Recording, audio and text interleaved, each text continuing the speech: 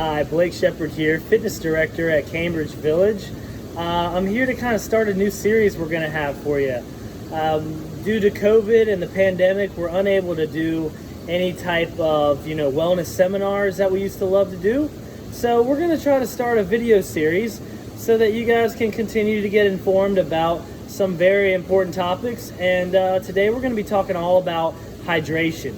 Dehydration is a really serious issue among our active aging adults because we've got a lot of different symptoms that really can relate into dizziness and just not feeling yourself. So we're going to go through some reasons why this can happen and some goals that you can set in place to kind of help you.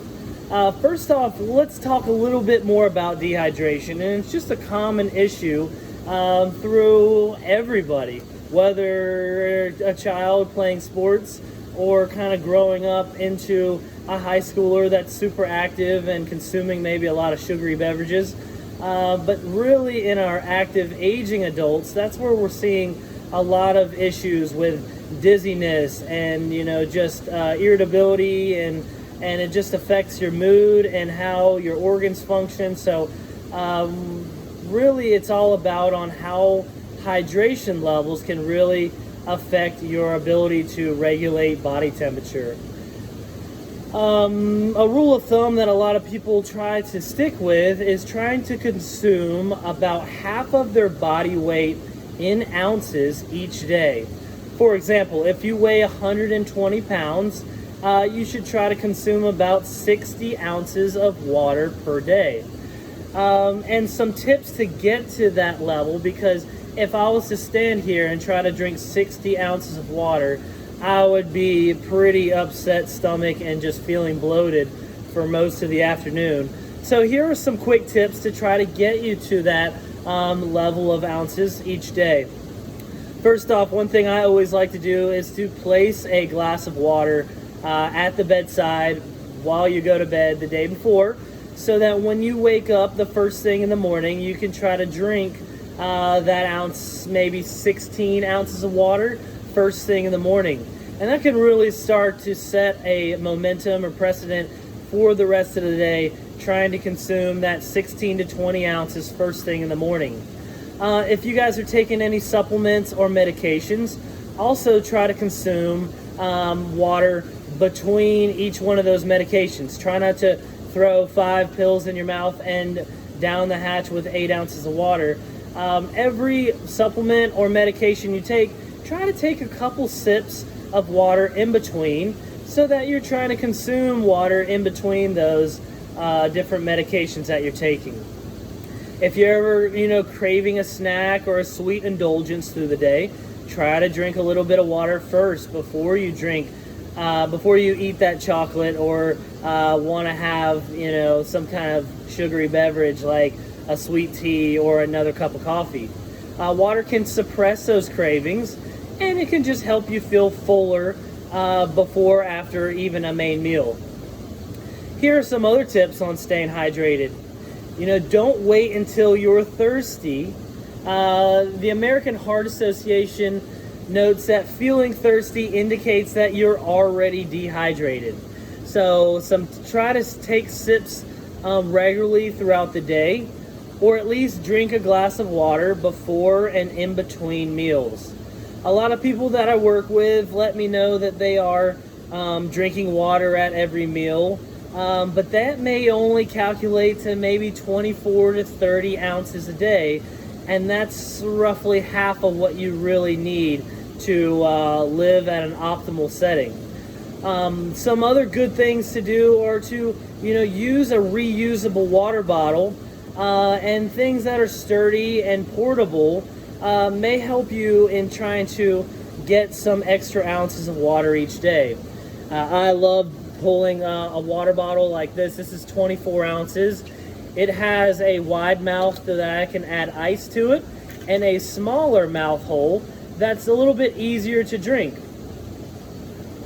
We have water bottles in the fitness center that look just like this. This is a 20-ounce bottle, all branded out with Optimal Living. And these are free for you. We have about 20 of these left, so if you'd like one of these, please come down. I'd be happy to give it to you. And it has a wide mouth and also a sippy hole right there. They are not dishwasher safe. We've had some crazy deformed bottles coming out of the dishwasher, so make sure you hand wash this style bottle. The nice part about this type of water bottle is that it is dishwasher safe, and it can hold ice water for up to 6 to 8 hours. They can also be used for hot beverages, but I love to stick with just ice and water first thing in the morning, and then this can stick with me through the day. I probably fill this thing up maybe 2 to 3 times throughout the day while here at Cambridge, but I try to get through about 3 of them before 4 p.m. and that really kind of is another great tip, is try not to wait till the end of your day to try to get most of your ounces of water. I really try to get as much water in before 3 p.m. and then I'm not trying to push the water through the end of the day, because sleep is another important stage of optimal living, and we just don't want to consume a lot of water between 3 and 7 p.m. because then we know we're going to be up a few times in the night having to urinate. Getting into some tips with knowing if you're dehydrated, and you want to kind of take a look at urination and the color and make sure your urine is not a very dark color. There's a grid that we can show you if you come down to the fitness center. I'd be happy to kind of show you a grid to check your color of your urine, and that can really show you if you're in a dehydrated sense. Other signs, you're going to notice some negative symptoms such as dizziness, nausea, maybe heart palpitations, or general weakness in your body or your musculature. So make sure that you're keeping an eye on all of that. Real quick, I'm going to show you a grid to notice if you're dehydrated. So as you can see, here are some stages of dehydration. Up here at the top, we've got our 1, 2, and 3. Those are happy hydrated sections. But once you get down into these yellow and orange and even brown colors, this can really affect how you feel. And it's most certainly time to try to increase your water consumption or your kidneys are suffering. Some things that you can do to try to make your water a little bit more exciting. We always see restaurants maybe add a slice of lemon either on the rim of your glass to help with the aromatics of your water. But also you can include strawberries or mint or basil or other types of herbs that you may like into your water to not decrease the health spectrum of your water, but maybe just make it a little bit more exciting. If you like flavorful beverages, then adding some fruit to your water can really help increase the exciting part of drinking water. We also encourage you to add electrolyte packets to your water, maybe not to every single glass of water, but just generally sometimes electrolytes can really help to present the body's need for a variety of reasons. Really, ultimately, you want to treat water just like you would medication. So it's like if your doctor prescribes a medication, you rarely want to come off of that protocol on taking those medications on a regular basis. But if you treat water like medication, then you are more readily going to reach for that and know how important that is. Water can really help the brain process information faster. So if you feel like you're a little bit more forgetful or having trouble remembering certain things, try to use water as something to really try to help with that. Your kidneys can filter out toxins better when you're hydrated. Your heart pumps blood more efficiently.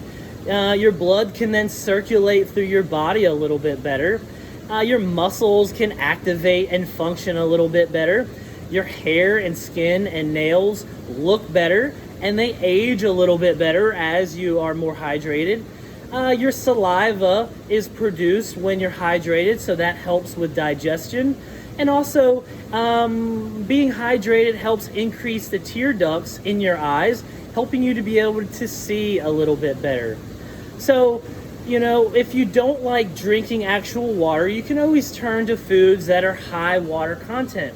Things like cucumbers and tomatoes, watermelon, bell peppers, grapes, cantaloupe, oranges, even blueberries and apples are high content in water. So trying to lean towards some of those foods in your fruits and vegetables can really help increase overall water consumption through your day. Your first goal after this seminar is to try to drink at least 8 ounces of water each day. That's going to be on the lower scale as far as how much water you absolutely need, but sometimes it's good to start with small goals and try to increase that over time. I'm really happy to share this knowledge with you. I hope you enjoyed this. We're going to continue this series with a few more topics. If you have any other topics that you'd like for us to cover, please let the Fitness Center know, or Karen in Enrichment is helping lead this project.